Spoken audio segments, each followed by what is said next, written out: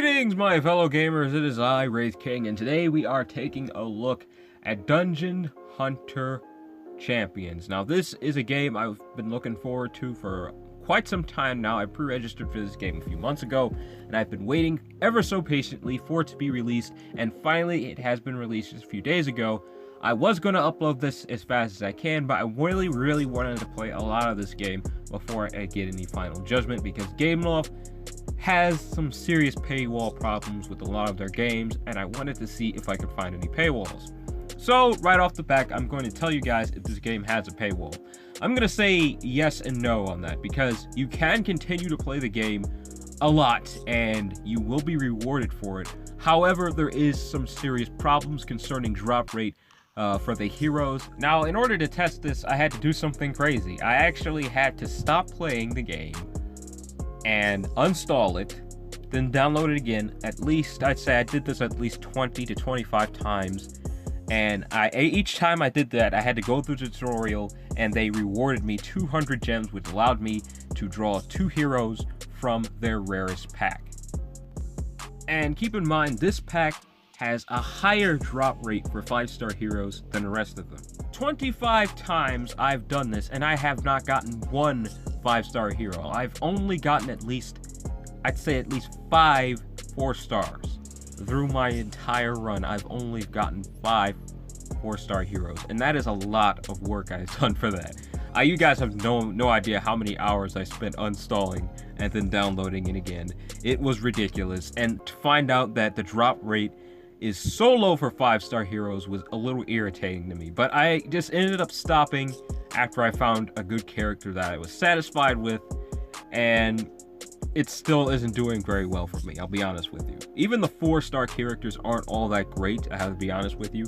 As soon as you beat the game with them, and that will be quite easy if you do have a 4-star character, you should be able to beat the campaign pretty quick, because you'll be able to level them up as you play the game, and they should make the last boss pretty easy for you. But if I didn't have a team full of 4-stars like I do right here, then I can only imagine it would be pretty difficult to beat the campaign if you had a team full of 3-stars.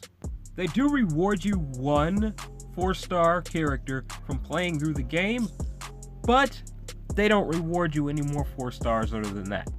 And so I'd say the drop rate for 4-stars, if you're just starting out the game and you want to get a 4-star, I'd say the drop rate for that would be about, out of 100%, I'd say it'd be about like 10, maybe 20%. And going through the tutorial 25 times and not getting 1 5-star, I'd say the chances for dropping a 5-star at the beginning of the game, probably around 1% out of 100. And that means the majority of people playing this game will not get a 4-star, and will definitely not get a 5-star through draw. You can make a 5-star hero, you absolutely can. Let's say you do get a 3-star at the beginning of the game and you're ticked off about it. You can evolve that character to a 5-star and even a 6-star, because apparently in this game every character can be evolved to a 6-star. It's something that you can just do at any time. However, the characters that start out as 5-stars, of course, are stronger than the characters that usually start out as like a 2-star or 4-star 3, so you guys get it. So that is definitely a downside in this game, which is the hero drop rate. Hopefully they do upgrade that, and I hope they do add some form of hero selectors in the future, because there are just way too many heroes, but only one of them will be your favorite character. I don't care how many powerful heroes there are, there's just going to be that one character you want so absolutely badly over all of the other heroes, just because you like the character. So hopefully they do add something like that in the future, because they're going to be adding plenty more heroes, and I think that would be a good step for them. But alright, let's go over the campaign. I've been meaning to talk about this ever since I brought it up in the video. The story has a lot of fourth wall breaking in there, and that was a little bit of a turn off for me personally. The characters keep making reference as this universe to be a game. They keep saying this is a game being played by invokers, which is us, the players. And I kind of felt like that was a little bit of a turn off for me. I was like, okay, what exactly am I fighting for here? And the ending kind of made it worse for me. I don't like spoiling this, so if you don't want to hear spoilers, just skip ahead. Apparently, after you defeated the main bad guy, the guy who was trying to corrupt the universe and everything, After you defeated the last boss, which is extremely annoying, but I won't get into that because I don't want this to turn into a 20-minute rant. One of the main characters was making reference to the main bad guy dying over and over again for pretty much our pleasure. And I'm like, what?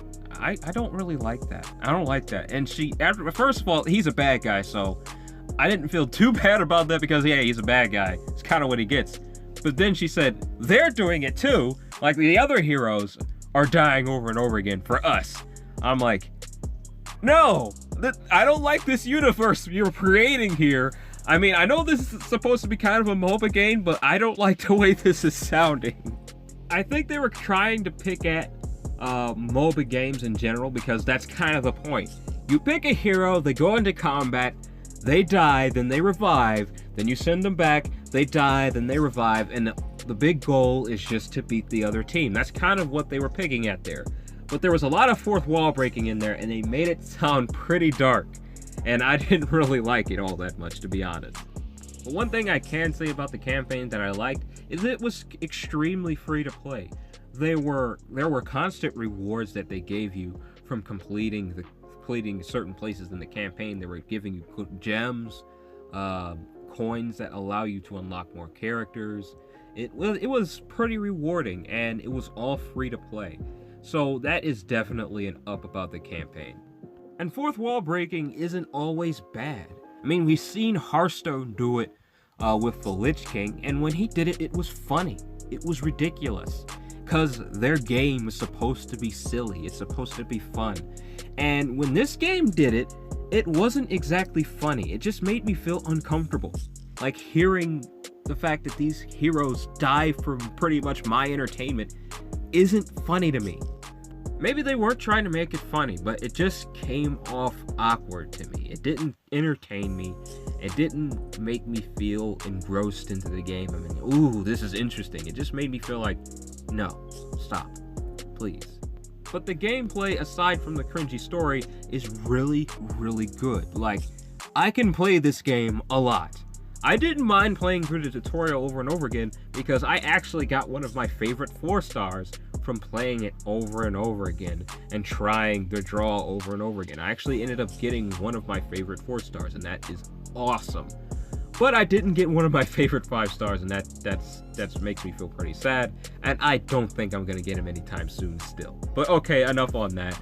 The gameplay has MOBA elements in it, and I've been wanting to talk about that since the beginning of the video because this is a very interesting subject because a lot of games don't have this many mechanics in them, specifically MOBA games. This has a 5 versus 5 MOBA game mode that's really fun actually, but there's one problem. It's buggy as heck.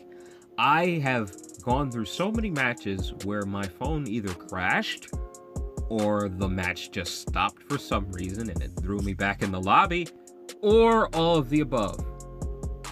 This game has a lot of bugs in it, a ton, and sometimes it's not even in the 5 versus 5 game mode.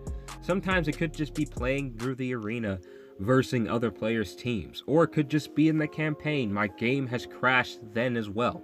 So yes, this does have a lot of bugs in it, but again, this is a new game, so you will expect a lot of bugs coming from a new game, specifically a Gameloft game. This truly is just a fantastic game, gameplay-wise. I haven't had much fun playing a mobile game like this since Seven Nights was first released. It is literally that good. The character art is fantastic, the 3D models are absolutely epic, especially the bosses. It is just an amazing game all around as far as gameplay and the look. It's all fantastic. Just the story, just ignore it. That's all I have to say about that. The story and the bugs, those are the only 2 bad things about this entire game. Oh, and how could I possibly forget the fact that the drawing system is the way it is? That just needs to change, Gameloft. I hope you guys fix that up because that's just terrible. You guys need to increase the drop rate, or at least make a guaranteed 5-star pack of some kind, because it's really as cheap how low the drop rate is on 5-star. But other than that, this is a game that's a lot of fun. A lot of people are going to play this game and love the heck out of it. It really is just an all-around great game. And I expect no less from the Dungeon Hunter team because they have made some fantastic games in the past. But if I was to rate this game, I'd give it at least an 8 out of 10. An 8 out of 10 because the gameplay is so unbelievably fantastic for a mobile game. And the reason it's getting -2 points is because of 3 things. One of them is kind of small. That's the story. I told you guys it sucks. You can easily skip through it though, and so it's not really a problem. You can just enjoy the game for its gameplay, and you can have a lot of fun with it just like that. But as for everything else, that would be the drop rate on the heroes, and that would be the bugs. The bugs can be easily fixed, but I'm concerned about the heroes here. I'm really concerned about that because that is a huge reason a lot of games like this go under, is because they're afraid to be rewarding with their players. Instead of making a 1% drop rate on the 5-star heroes, why don't you just reward us a 5-star hero after beating the freaking campaign? How about that? After you beat the campaign, you get 1 5-star hero of your choice. How about that? 1. So nobody's complaining about it a ton in the comment section because I see it all over the place. Seriously. In Google Play, just look at the comments. They are loaded with people who hate the drop rate. And I spent hours trying to prove these people wrong, Gameloft. I was on your side for a minute, but now I'm on their side. You guys really do need to up the drop rates on those heroes. Or better yet, here's a better idea. Use my idea and give us a 5-star hero selector after we've beaten the campaign. That way you can keep your 1% drop rate and everybody gets at least 1 5-star. The rest they either have to pay for or work for. But anyways, that is all the time I have left for this video, my fellow gamers. I hope you guys enjoyed it. I will be making more reviews on multiple games just like this in the future, so stay tuned for that. But until then, take it easy for me and please do have a blessed day. Bye.